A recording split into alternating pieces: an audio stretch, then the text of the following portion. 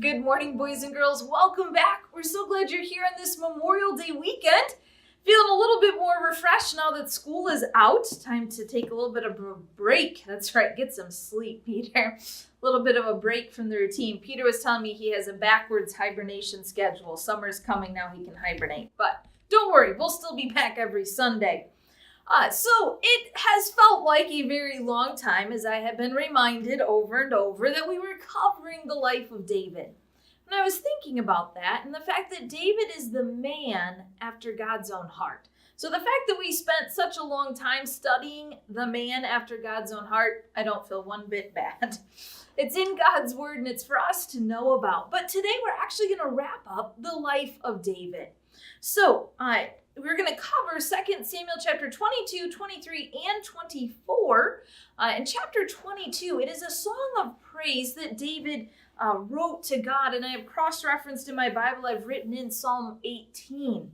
But chapter 22, verse 1 says, "And David spake unto the Lord the words of this song in the day that the Lord had delivered him out of the hand of all his enemies and out of the hand of Saul."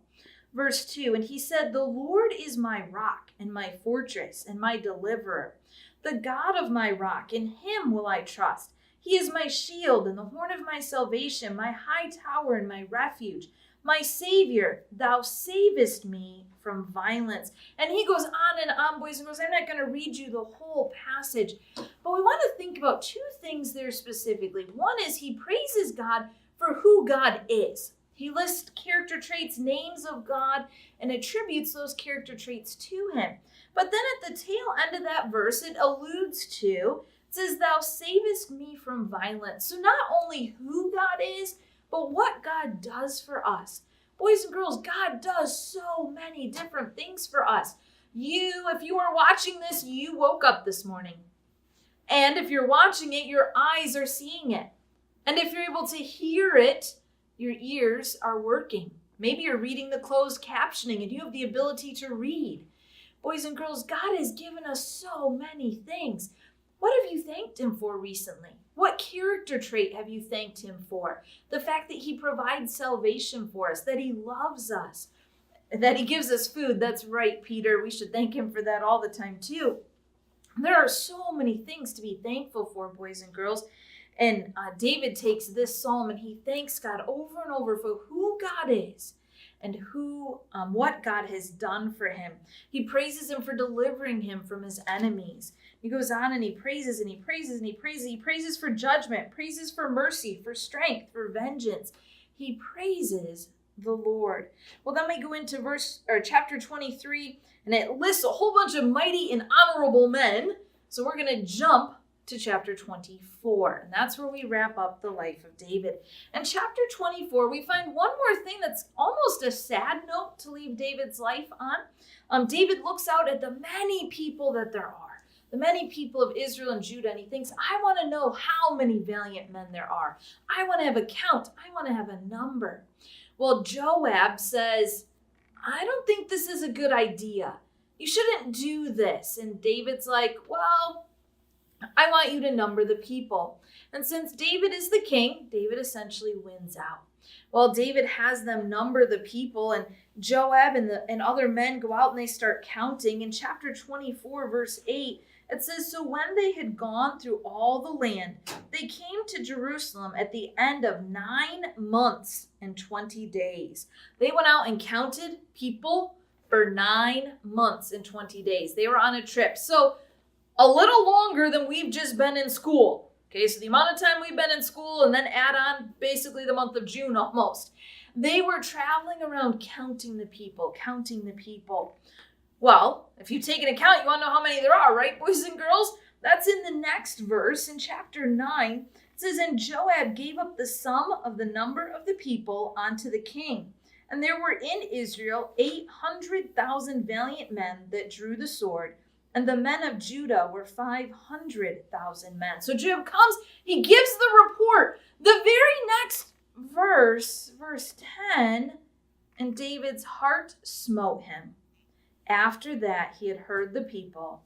And David said unto the Lord, I have sinned greatly in that I have done. And now I beseech thee, O Lord, take away the iniquity of thy servant, for I have done very foolishly. Boys and girls, the man after God's own heart, we've seen him make other mistakes, and he makes a mistake again. He makes a sin. He does a sin. He does something wrong. But he knows it, and he admits it, and he takes responsibility for his wrongdoing.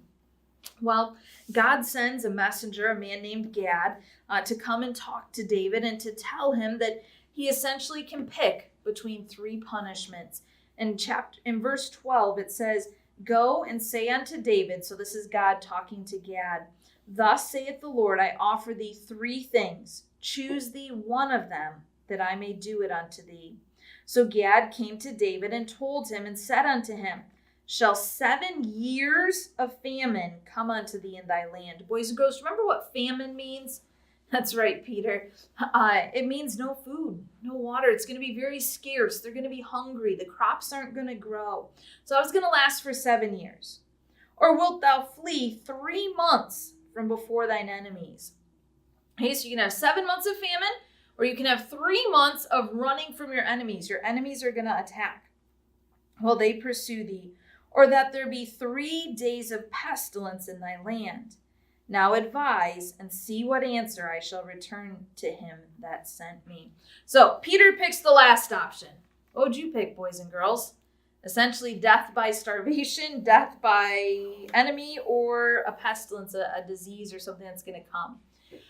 Yeah, Peter picked the shorter one. That's what David picks too, but for a different reason. Not because it's the shortest, but because he says he would rather be punished by God than he would by his enemies. Verse 14, "And David said unto Gad, I am in a great strait.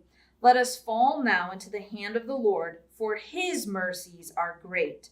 And let me not fall into the hand of man." Even when David is receiving his punishment, what does he say about God? That God is merciful. God is handing down a punishment to him, and he turns around and he says, "But God, you are merciful. And I'm going to trust in your mercy that even though I'm being punished, this is the best route to go." Well, the pestilence does come. Verse 16 tells us that the Lord spared Jerusalem. When the angel who was bringing the pestilence comes, he gets to Jerusalem. God spares Jerusalem. He says, "Stop. We've had enough." And he stops at the place of a man named Aruna. He stops there, and I was looking down for my pronunciation here.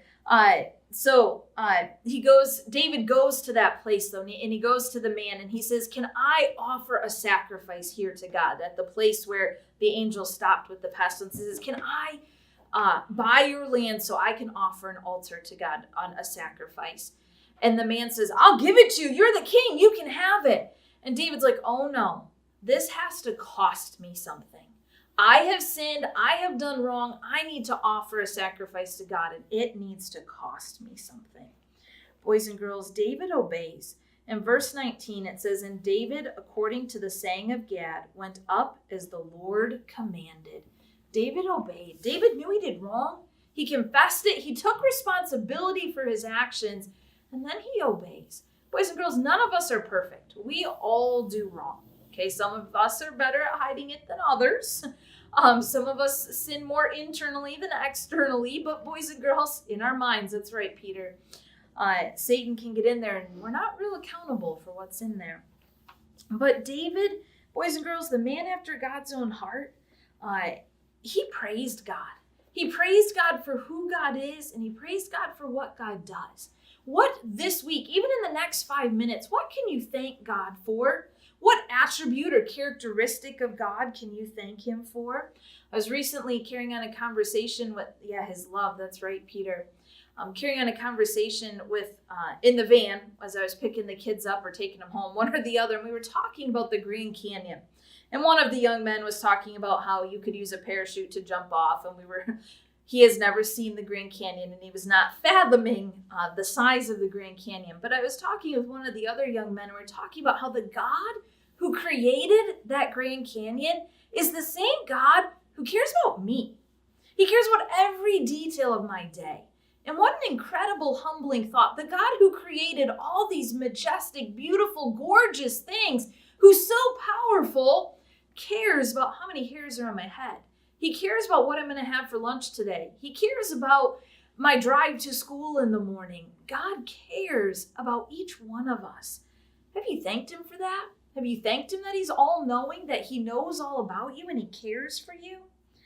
The other thing about David that we want to remember is David accepted responsibility for his actions.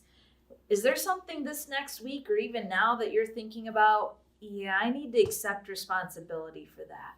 Mom told me to clean my room yesterday and I pushed it all under the bed. Is there something you need to make right with somebody? Boys and girls, in this next week, we're going to sin.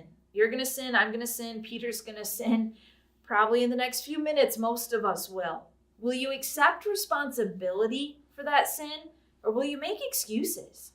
We don't see David making excuses. David didn't say, oh, Joab made me number the people. He didn't pass it off on him.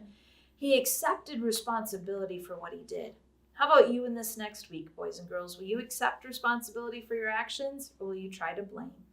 Boys and girls, I hope you'll take time today to thank God for who he is and what he's